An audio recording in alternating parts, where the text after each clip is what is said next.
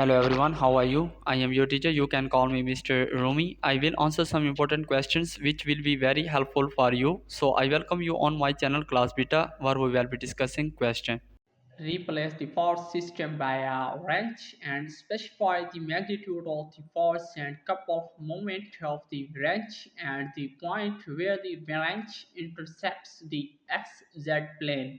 Correct answer is to replace the force system with the wrench, we need to consider both a force and a couple moment acting on a specific point. Let's denote the force vectors as F and the couple moment vector as m.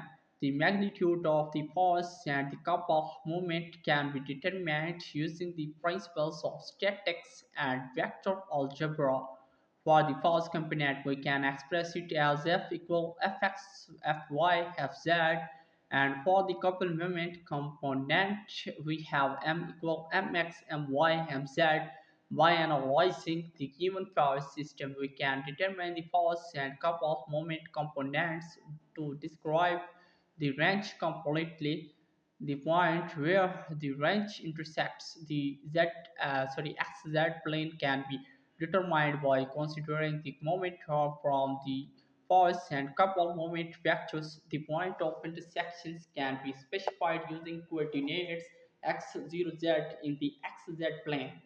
Therefore, to specify the magnitude of the force and couple moment of the wrench along with the point of intersection, detailed calculations and vector analysis are required. By accurately determining these components, we can effectively represent the force system as a wrench and provide valuable insights for further analysis and engineering applications.